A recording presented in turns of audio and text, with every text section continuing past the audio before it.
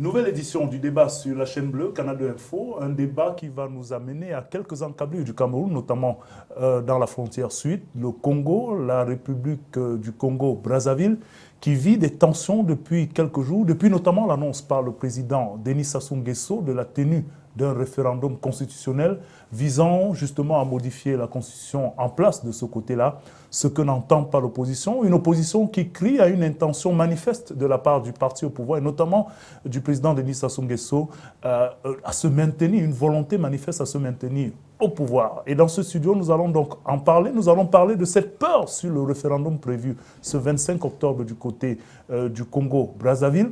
Le syndrome burkinabé serait-il en train de prendre véritablement corps de ce côté-là au regard de quelques tensions et manifestations qu'on a connues, notamment dans la capitale Brazzaville, des villes comme Pointe-Noire et Dolissi?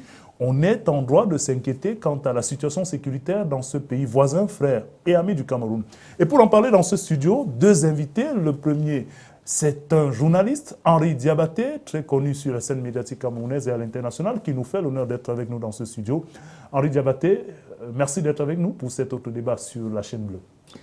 Merci Christian d'abord de m'avoir invité. C'est un plaisir pour moi qui est renouvelé de passer sur ce plateau, surtout pour un problème qui est très important, celui du Congo, qui ressemble curieusement à celui de toute l'Afrique. C'est un problème, ma foi, vous savez, le seul son de cloche, moi j'ai écouté, je regarde des chaînes télé depuis, il n'y a que France 24 qui parle de ça. Et le fait que Canal 2 Info en parle, c'est un plaisir. Il faut que les Africains s'approprient de leurs problèmes.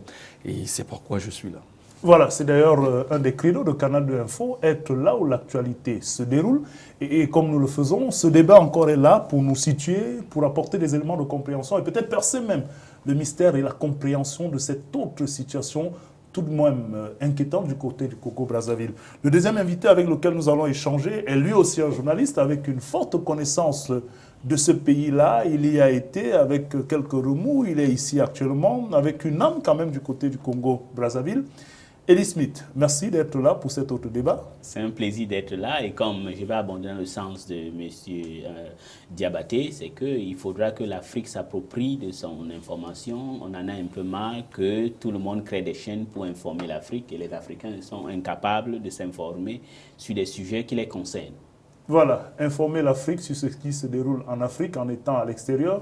Voilà un gros paradoxe et nous allons nous efforcer, comme Canal de Info a décidé de le faire, d'être au cœur de l'actualité africaine, internationale. Et voilà, chers messieurs, nous allons donc au cours de cet autre débat revenir sur cette question. Madame, monsieur, merci une fois de plus d'être au rendez-vous de ce nouveau débat. Merci de nous recevoir et nous vous souhaitons d'ailleurs de l'être dans de très bonnes conditions. Alors, Elie Smith, avec vous, on va d'emblée rentrer dans la problématique de cette question du côté du Congo-Brazzaville. Qu'est-ce qu'il faut comprendre derrière ce problème qui semble aujourd'hui embraser finalement le pays de Marianne Ngouabi? Oui, ce qu'il faut comprendre est que la Constitution congolaise du 20 janvier 2002 est claire. Le mandat présidentiel, c'est 2 mandats de 7 ans et non renouvelables. Donc, si tu as fait tes 2 mandats, à la fin de ces 2 mandats, vous ne devez pas reprendre, vous représenter. Et puis, il y a aussi l'âge des différents candidats. Alors, le président Denis Sassou Nguesso, qui a fait 2 mandats, il faut vous rappeler qu'il est arrivé au pouvoir en 1997 dans une guerre civile qu'il a menée. Il a chassé le seul président démocratiquement élu du Congo après Fulbert Youlou, parce qu'il était le seul. Après ça, c'était la dictature. Il a chassé Pascal Lissouba et après, il a gagné successivement des élections. Donc maintenant, ce qui fait que le Congo revient à l'actualité, ce n'est pas pour sa performance extraordinaire économique ou d'autres choses. Vous lui reconnaissez une performance économique extraordinaire? Non, je dis ce n'est pas pour... Il y a quand même une croissance qui est une croissance pas extraordinaire qui se reflète dans tous les pays africains. Hein, et puis aujourd'hui, elle est en berne.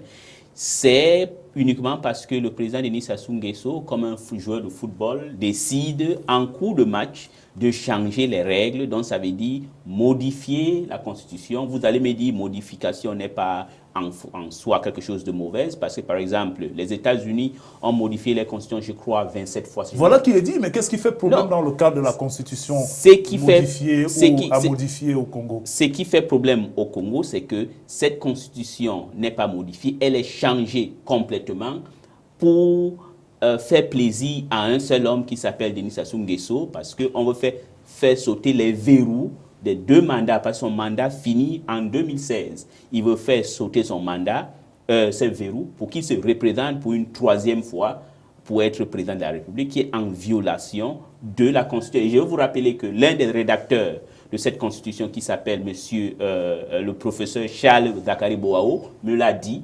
Ils ont demandé au président Denis Sassou Nguesso, lors de la rédaction de cette Constitution, Monsieur le Président, comme vous avez dit qu'un chef africain, on ne parle pas d'un chef étant vivant, Bongo l'a même dit dans son livre Blanc comme nègre, que Monsieur le Président, enlevons les verrous. Monsieur le Président a dit non, je veux une Constitution moderne, donc 2 mandats, c'est ce que je veux. Autre personne qui l'a dit, il s'appelle Jean-Pierre Mbemba, qui était le ministre de la Justice de l'époque. Donc, le président Denis Sassou Nguesso ne peut pas dire quelque chose, écrit 3 livres, il a écrit un livre, Parler vrai pour l'Afrique, écrit là où il a dit 2 mandats, c'est ça, on ne doit plus se représenter, et revenir sur sa parole, donc c'est ridicule. Comme le ridicule ne tue pas en Afrique, voilà un peu ce qui se passe au Congo. Alors, Henri Diabaté, c'est plutôt un discours venimeux de la part de Ellie Smith, je ne sais pas si vous le prenez de la même façon, mais toujours est-il qu'une constitution, elle est faite par les hommes, elle est faite aussi pour être modifiée en fonction des circonstances, des périodes et même aussi, on va dire, du contexte. Est-ce que finalement, la modification de la Constitution en elle-même devrait faire un tel tollé? Non, logiquement. Une Constitution est faite pour être modifiée. On peut changer des choses dans la Constitution au gré de l'évolution politique d'un pays, des circonstances sociales, socio-économiques qui parcourent l'espace de ce pays. Mais le problème fondamental, c'est qu'en Afrique, on change quelque chose de bien précis. Et c'est ça qui gêne. C'est-à-dire, et ce qu'on change, généralement, ces verrous qu'on change, c'est juste pour pérenniser un pouvoir personnel, une sorte, c'est Jean-François Bayard qui disait l'État patrimonial, une sorte de patrimonialisation de la vie politique en Afrique, où c'est un clan qui récupère tous les biens de l'État, toutes les ressources de l'État, et ils veulent rester au contrôle des ressources de l'État ad vitam aeternam. Et ça, le peuple ne peut pas l'accepter autre mesure, parce qu'il faut comprendre que la partie du peuple la plus touchée par ces mouvements de revendication, c'est elle que la faillite des politiques menées par ces politiciens qui veulent se maintenir au pouvoir par tous les moyens, ce sont les victimes de la faillite de ces politiques.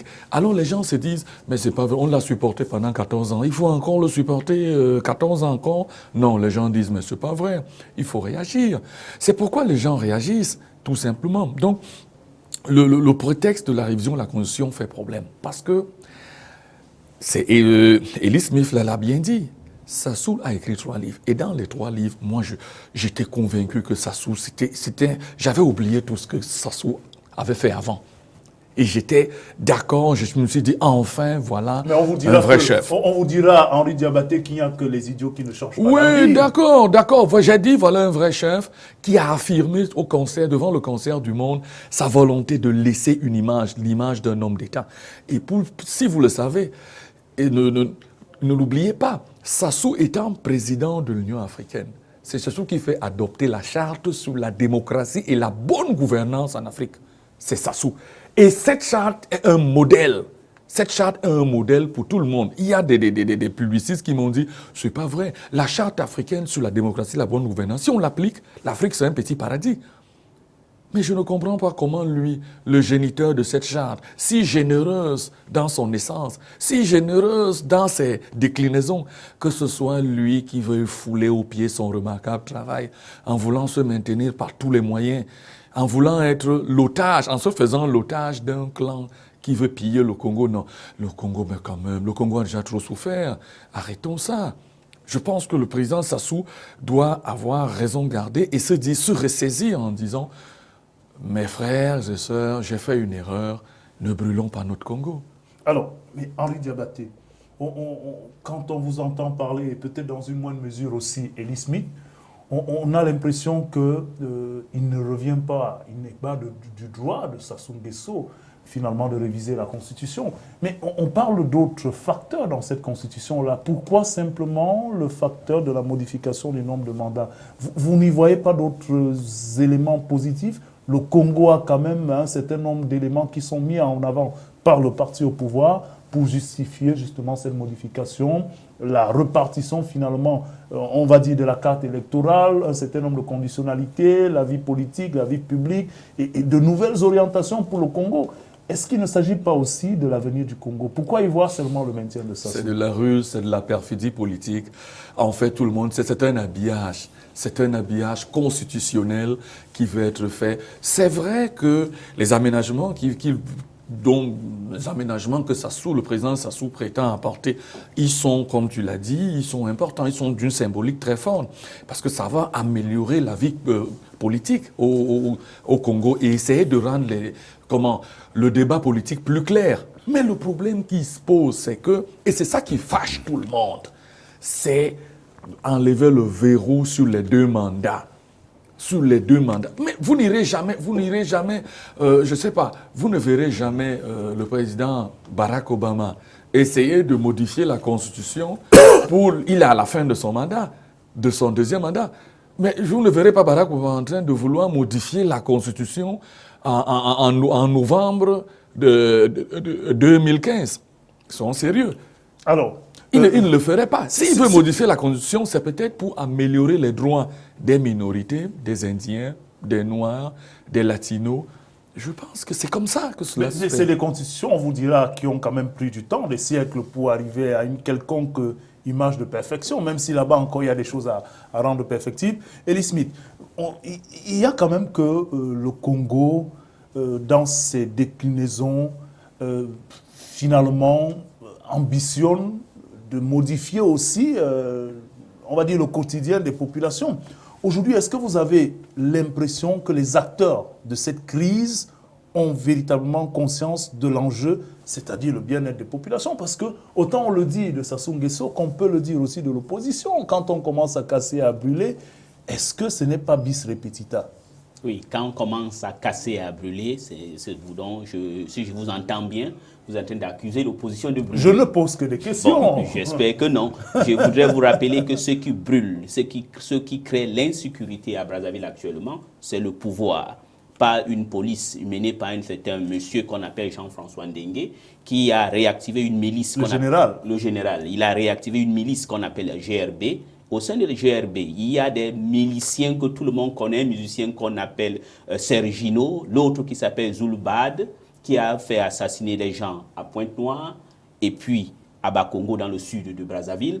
Donc vous voyez que l'insécurité, c'est eux qui causent. Quand vous avez un général qui descend dans une ville et arme au poing et qui dit aux gens, si vous voulez la guerre, vous l'aurez cette guerre, dont l'insécurité, ce n'est pas de l'autre côté. Les autres acteurs de la société civile et de l'opposition, c'est eux que je pense qui ont le souci des Congolais. Pourquoi?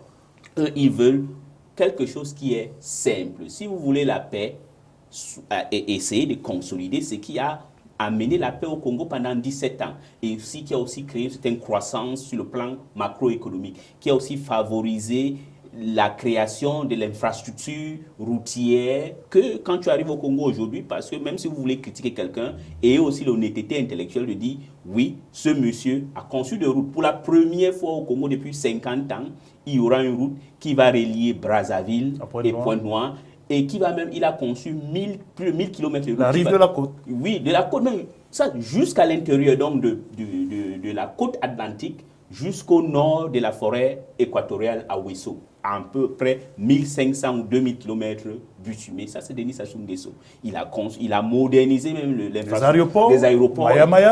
Maya, Pointe-Noire, Ouesso, les aéroports secondaires de Evo, de Sibiti, j'en passe. Donc, il y a tout ça. Il y a du bon quand même dans Sassou Nguesso. Il y a du bon sur le plan infrastructurel. Il n'est pas aussi diabolique que ça. Non, personne n'a dit qu'il est diabolique. On a dit, j'ai vu, il a transformé une ville, un village comme Evo en une ville moderne. Il transforme son village Oyo, il transforme Owando. Il fait des choses, on ne peut pas refaire, même dans le sud, à Sibiti. Mais le problème qui est là est que quand vous avez mis ces fondations que vous avez mis, Qu'est-ce que vous voulez? Un papa vrai qui aime son pays, c'est quoi? Ses enfants, c'est que je voudrais léguer à mes enfants une histoire qu'ils ne vont jamais m'oublier. Mais ce qui se passe, c'est que M. Sassou Nguesso devient un pyromane parce que lui-même commence à détruire un à un tout ce qu'il est en train de faire. Donc, pour répondre à votre question, ceux qui se soucient de la sécurité, de la stabilité du Congo-Brazzaville, c'est ceux qui sont aux côtés de la loi, qui sont légalistes et qui demandent que la Constitution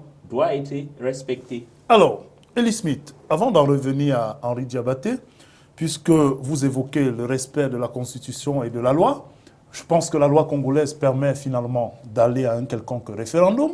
Si il est vrai que c'est le peuple en dernier ressort qui décide et qu'il s'agit là du Congo et du peuple congolais, pourquoi donc avoir peur d'aller vers le référendum? Non, Où le peuple se prononcerait sur la question? Pour deux choses. La première est que la base, ou trois choses. La base de ce référendum, la liste électorale n'a pas été concoctée d'une manière consensuelle. On a exclu d'autres acteurs ou des acteurs de la société civile et de l'opposition qui avaient émis des réserves. Ça veut dire donc, c'est une... Non, il me semble que tout le monde était invité à cette consultation. Il y a d'abord une consultation populaire, Elie Smith. Non, pas tout le monde qui a été invité. On a fait une invitation sélective. J'y étais à Brazzaville. Là, on a qualifié deux groupes. On a dit qu'il y a ce qu'on appelle l'opposition républicaine et l'opposition radicale. L'opposition radicale est menée par Mathias Ndong, Clément Mirassa, Guy Romain Kinfoussia et puis Pascal Tati Mabiala. Bon, quand vous faites quelque chose comme ça, vous voyez que vous gâtez déjà, vous mettez déjà en doute la crédibilité. Deuxième chose, oui, le référendum peut être organisé, mais la constitution congolaise est claire. Vous pouvez organiser un référendum pour modifier, mais il y a deux articles, il y a deux verrous. Vous pouvez tout modifier, adapter la constitution selon l'ère actuelle, mais les limitations de mandat ne doivent pas être touchées, l'âge ne doit pas être touché. Mais quand vous voyez ces référendums qu'on veut organiser, on peut colorer ça pour tout ce qu'on veut dire, mais l'objectif est simple, faire sauter le verrou, donc pérenniser un clan, une famille, au pouvoir que Denis Sassou Nguesso nous dise, oui, j'ai peur que si je quitte, peut-être ma famille serait inquiète, mais je pense qu'au contraire, si il s'entête, je pense qu'il va avoir le même sort de ce qui se passe chez Pierre Nkurunziza au Burundi. Donc, oui. Sauf que Pierre Nkurunziza, lui, il est toujours aux affaires. Hein. Il est aux affaires, c'est vous qui le dites. Et puis, quand vous êtes aux affaires, vous n'avez pas la capacité de vous émouvoir. Vous ne pouvez pas sortir hors de Bujumbura. Vous êtes devenu un prisonnier chez vous. Je pense que ça ne sert à rien de mener la vie que Pierre Nkurunziza est en train de mener aujourd'hui. Alors, Henri Diabaté, il faudrait quand même voir aussi l'implication ou... Je ne sais pas si on peut parler de responsabilité. Il y a le FROCAD, le Front républicain pour le respect de l'ordre constitutionnel et de l'alternance. C'est un des deux regroupements qui mènent bataille contre ce référendum. Il y a aussi l'IDC, l'Initiative pour la démocratie au Congo. Est-ce que vous avez l'impression que les opposants, à travers ce regroupement-là, finalement, ont la capacité de faire vaciller le pouvoir de Denis Sassou Nguesso, ou tout au moins d'empêcher la tenue de ce référendum? Bon, c'est vrai qu'il faut comprendre la vie politique au Congo. La vie politique au Congo est très difficile. La marge de manœuvre des politiciens de l'opposition est elle est très réduite. Donc, du coup, parce qu'il y a une sorte d'état policier qui existe, la terreur, c'est Jean-François Dengue. Ça, il faut avoir le courage de le dire. Donc, il y a une sorte de... C'est des sortes qui a monté, des sortes de tonton Macoute qui sème la terreur à Brazzaville. Donc, du coup, la marge de manœuvre est assez étroite pour les politiciens. Je les félicite déjà pour leur courage. S'attaquer à main nue à ce type d'adversité. Jamais l'opposition n'avait réussi autant de rassemblements. Oui, voilà, je voulais terminer par là en disant, jamais, je pense que cela date de 90. Juste après, avant la conférence nationale souveraine. On n'avait plus vu de rassemblement humain anti-gouvernement comme ce qu'on voit ces derniers temps. C'était admirable, c'est la preuve qu'un travail à la base a été fait. C'est vrai qu'il y a une sorte de rejet populaire d'une certaine politique qui est assez patent et les politiciens n'ont eu qu'à recueillir, à regrouper tous les déçus du système Sassou parce que, je le disais tantôt, la faillite de la politique publique menée par Sassou sur le plan économique et social a laissé sur le carreau de millions de jeunes et ces jeunes-là, ce sont eux qui ne veulent plus revivre ces scènes d'horreur, ces années difficiles.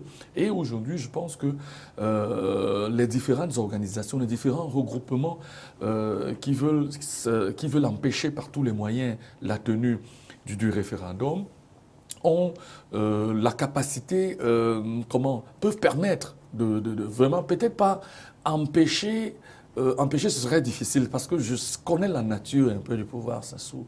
Ce pouvoir, il est têtu.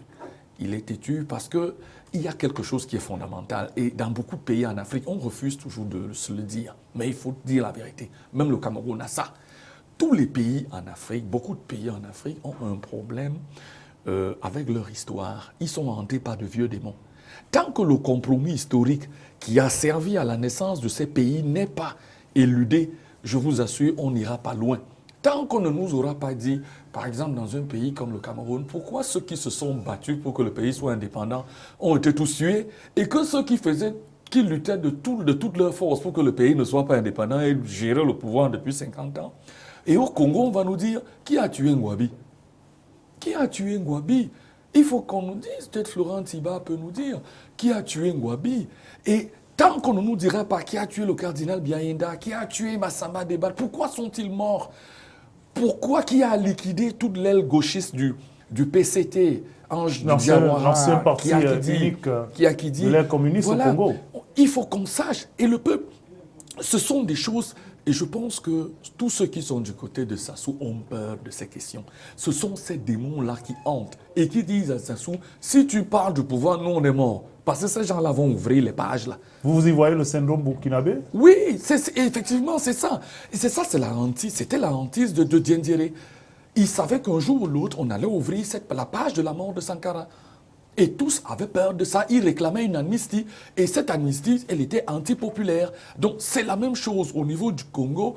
Il y a des démons qui sont si présents. Parce qu'en 90, il paraît qu'il y a eu un gentleman agreement entre Lissouba et Sassou pour qu'on ne parle pas, on n'ouvre pas l'histoire. Parce que Lissouba, il ne faut pas l'oublier, c'était un acteur de l'histoire. Dans les années 60, c'était un acteur de l'histoire. Donc, il sait ce qui s'est un peu passé.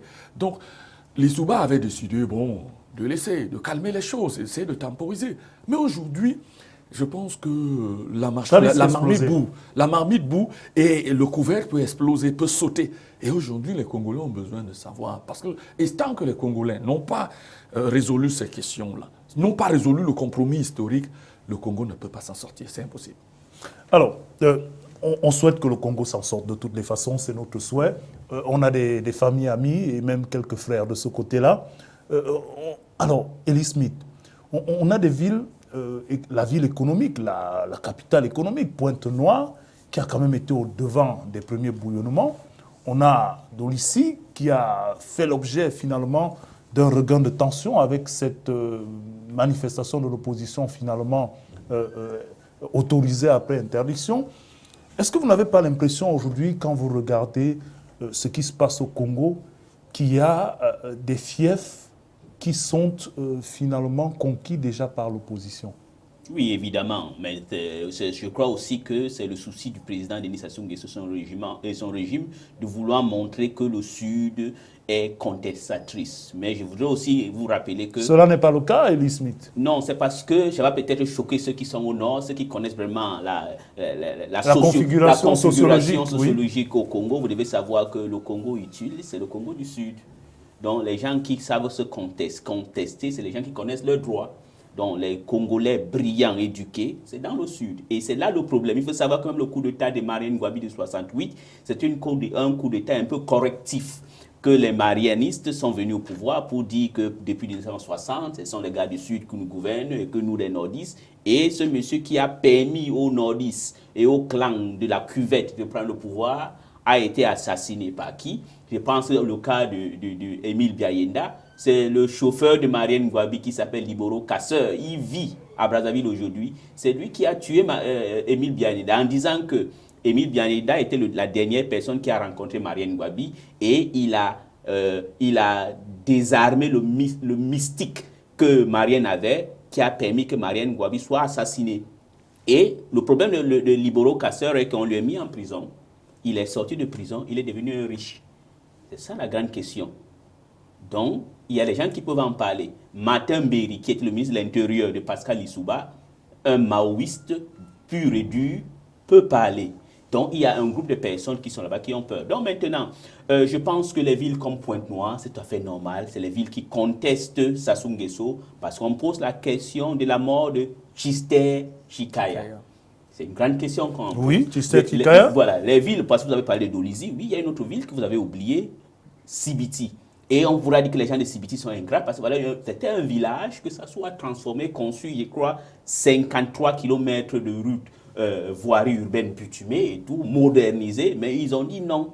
Non, simplement parce que les gens en ont marre de 14 années d'un régime clanique qui s'encapare un peu de tout. Et je crois que M. Tsiba aussi peut en dire, c'est quelque chose sur le problème. Donc, et dit que c'est seulement peut-être le sud qui a été conquis. Non, même au nord, dans les quartiers nord de Brazzaville, Wenzé, Mongali et tout, il y a des gens qui sont contre, mais là-bas, ils ont quadrillé, ils veulent montrer à la face du monde que c'est le sud qui conteste. Et c'est ça aussi qui est dangereux. Ça veut dire qu'on peut revoir renaître les démons de la guerre de 97. Civil.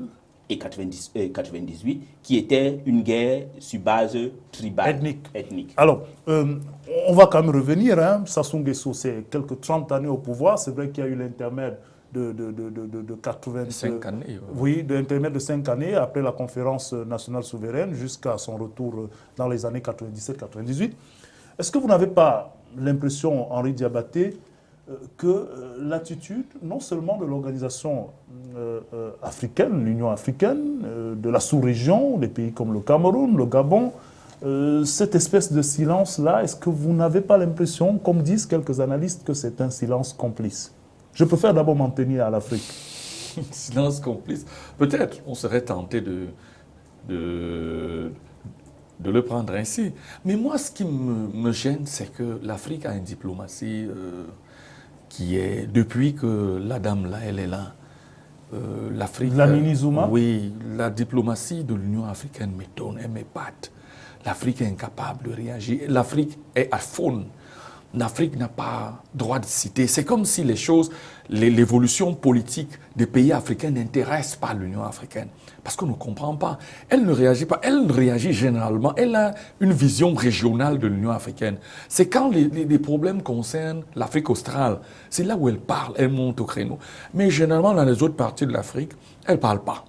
Et je pense que c'est aussi le management. C'est peut-être, on peut imputer ça au type de management impulsé par Mme Lamini, qui n'est pas sur le plan diplomatique très rodé. C'est sur le plan diplomatique, elle n'a pas la vision qu'avait son prédécesseur, le Gabonais Jean Ping. Même si on se plaignait aussi à l'époque de Jean Ping de n'avoir pas beaucoup d'implications dans les questions qui concernaient les zones d'expression anglaise. Oui, peut-être qu'il se plaignait. Mais elle ne se bouge pas. Et il faut comprendre que Sassou, c'est quand même un baron des chefs d'État en Afrique. Hein. Il a été plusieurs fois président de l'OUA, de l'Union africaine. Vous y voyez le jeu des alliances? Oui, il y a le jeu des alliances de façon tacite. Il a beaucoup d'amis, dont il a gardé beaucoup de liens excellents. Et du coup, les gens, ils trouvent quelques partisans qui disent toujours qu'il faut essayer de temporiser, le brave soldat Sassou Nguesso. Il faut le sauver, il faut sauver. Voilà, c'est un des derniers Mohicans, c'est un sage. Il faut le sauver, c'est le dernier des anciens, cette vieille génération dont les vieilles branches sont en train de tomber les unes après les autres, il faut le sauver. Donc, il y a un peu cette sorte d'adoubement tacite des chefs d'État qui répugnent à entrer dans le marigot congolais, à dire à Sassou, attention, il y a déjà beaucoup de morts, à tirer la sonnette d'alarme, qu'il y a déjà beaucoup de morts.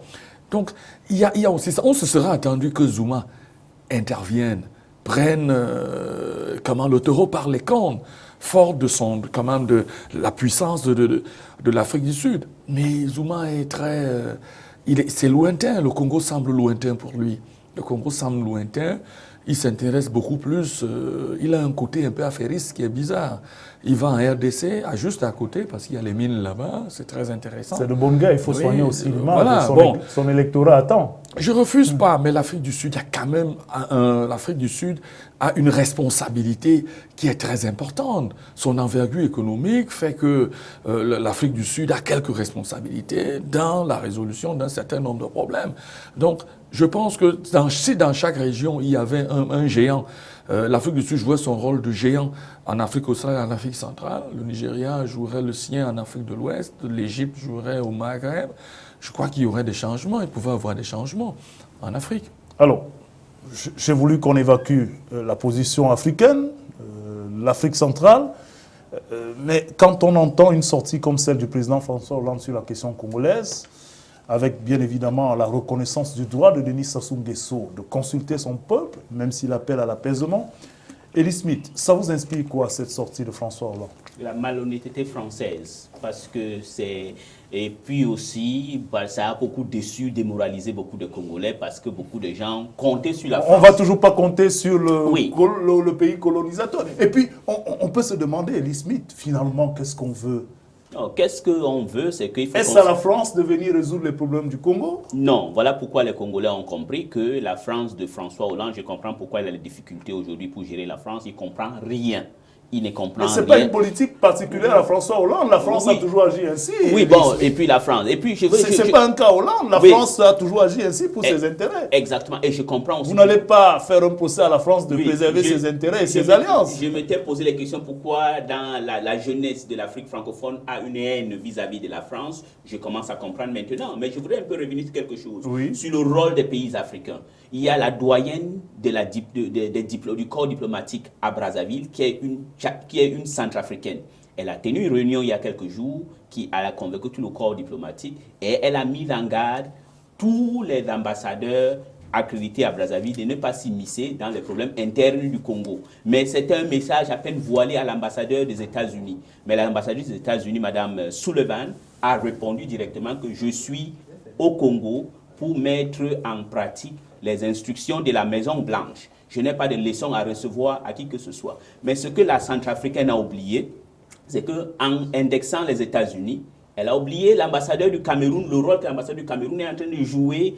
Et quel rôle l'ambassadeur du Cameroun jouerait actuellement? Le rôle que l'ambassadeur du Cameroun, M. Njimulu Komidor, joue est qu'il dit à tout le monde qui veut l'entendre qu'il est en train d'aider le Congo à la rédaction d'une nouvelle constitution qui va pérenniser Denis Sassou Nguesso au pouvoir.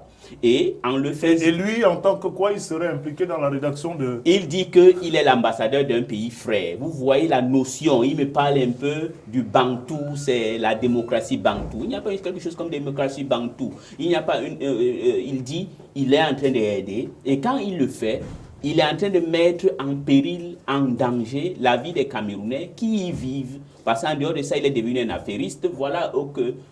l'ambassade du Cameroun, à côté de l'ambassade du Cameroun, on est en train de construire un immeuble de 20 étages et vous savez que c'est interdit qu'on ait conçu des maisons en étage à proximité d'un territoire diplomatique. Alors, mais comme lui, il a une préoccupation personnelle au lieu de défendre la diplomatie camerounaise, vous voyez un peu comment c'est dangereux. Donc ça veut dire que même les pays africains ne jouent pas leur rôle comme il se doit. Et pour l'Afrique du Sud, Zuma ne peut rien dire. C'est une alliance communiste. L'ANC a beaucoup eu l'aide du Congo. Donc je pense que voilà la raison pour laquelle Zuma n'est pas... Alors, j'aimerais dire quelque chose. J'aimerais rebondir sur la position de la France. J'ai été très surpris par la déclaration de François Hollande. On l'attendait? Oui, on l'attendait. J'ai été très, très surpris par sa déclaration. Parce que, souvenez-vous, au sommet de la francophonie à Dakar, François Hollande a dit l'exemple du Burkina va servir d'exemple à tout le monde.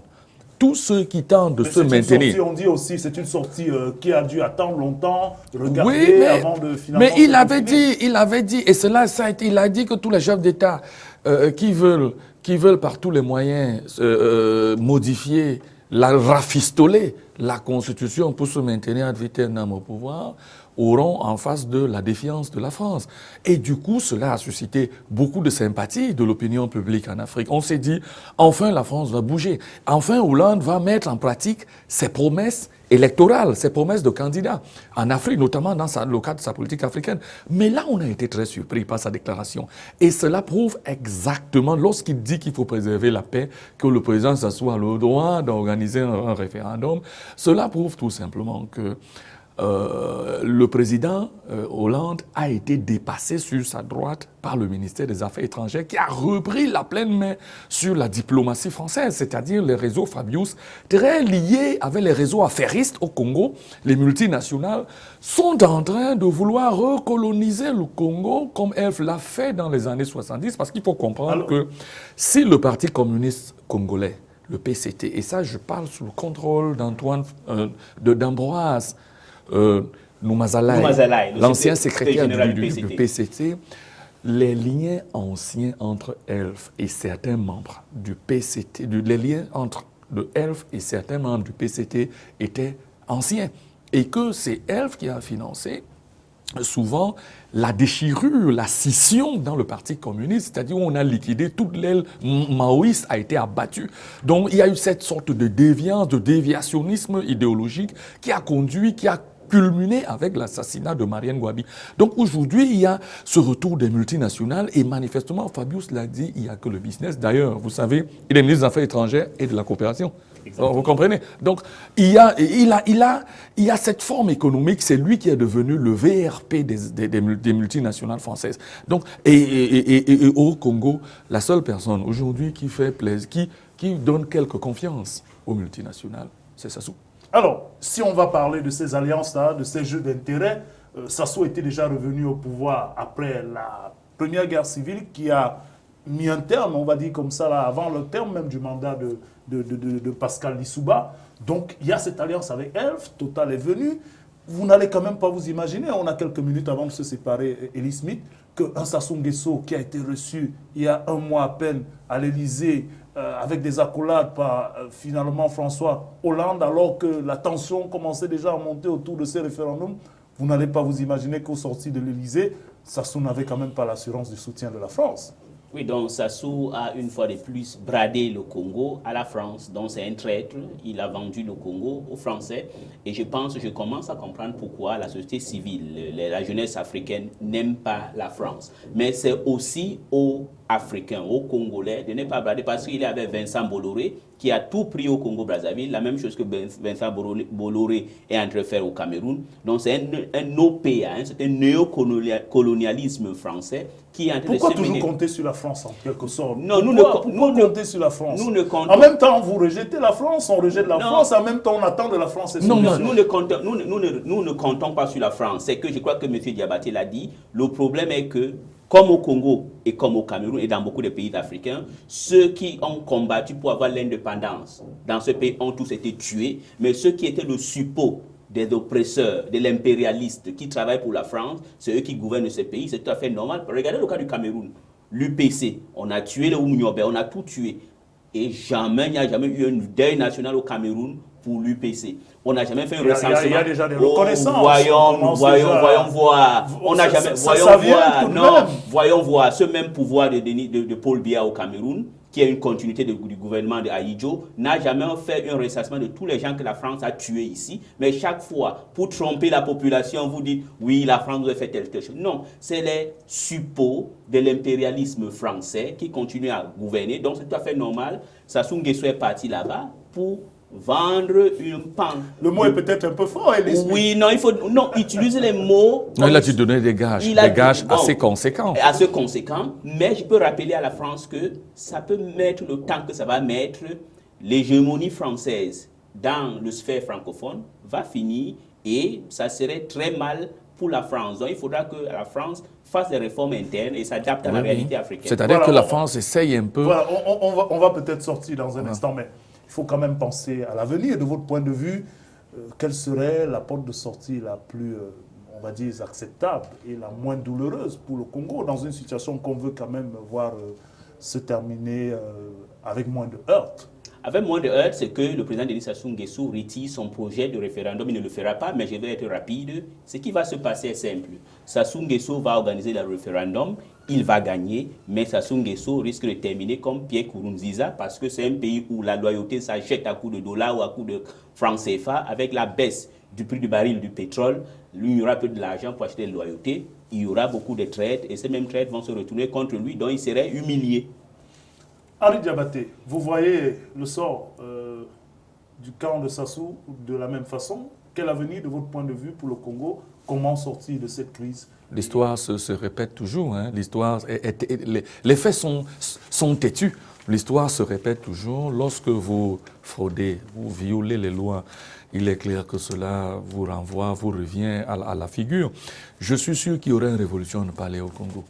Il y aurait une révolution de palais et ça, c'est l'armée qui va jouer un arbitre. Ce serait malheureux, mais je crois que c'est une issue qui est inévitable. L'armée risque de prendre le pouvoir au Congo et il risque d'avoir une révolution de palais dans le sens où l'armée prend le pouvoir et va essayer de le contrôler, de le gérer. Parce qu'il faut comprendre, et ça je le dis, je voudrais terminer par là rapidement, si vous permettez, en 30 secondes, pour dire, on parlait de la relation de la France et le Congo, la France et l'Afrique de façon générale. L'histoire avec la France est lointaine, entre la France et l'Afrique. Ce sont des liens anciens. Et ils sont souvent forts. Ils ont souvent été difficiles, douloureux, à la limite. La France gagnerait. Si elle veut rester à jouer le rôle, à rester à jour, si elle veut continuer à jouer un rôle en Afrique, la France devrait par tous les moyens repenser sa politique en Afrique. Repenser la politique dans le sens où elle essaye de polir son image, d'essayer de faire gagner les Africains, d'essayer de gagner tout en faisant gagner les Africains. Mais si elle veut faire cavalier seul, comme elle a toujours fait, c'est-à-dire 90-10, elle manque. Il faut équilibrer la donnée. Parce que la jeunesse qui arrive, elle n'a ni les obsessions, elle n'a ni les scrupules, elle n'a ni les névroses, ni les traumatismes de la période coloniale. Et elle voit nourrir par ce qui se passe ailleurs et avec la présence de nouveaux acteurs, la Chine, les États-Unis. Les États-Unis qui sont venus au Cameroun, qui a un promontoire stratégique au Cameroun. Imaginez-vous la rivalité que la France a eue au Rwanda avec les Américains, parce que la rivalité franco-américaine était terrible au Rwanda. Et au Burkina Faso, on a encore vu la rivalité franco-américaine. Et dans le lac Tchad, la rivalité franco-américaine va arriver. Donc vous comprenez que bientôt, elle va embrasser toute l'Afrique. Et la France risque d'être doublée à droite. Et ce serait malheureux. Et la question autour du franc CFA commence déjà aussi à se poser. Voilà, madame, monsieur, merci de nous avoir suivis pour cette autre édition du débat sur la chaîne bleue, Canal 2 Info.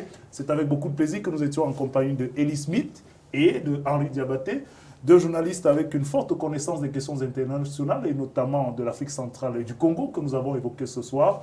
Peur sur le référendum qui va se tenir ce dimanche 25 octobre du côté du Congo. En tout cas, on espère qu'il va se tenir. On espère surtout que la paix et la sérénité va revenir de ce côté-là pour que ce pays frère et ami ne sombre pas, n'est-ce pas, dans un embrasement. Merci de nous avoir écoutés. Restez scotchés sur le programme de Canal 2 Info.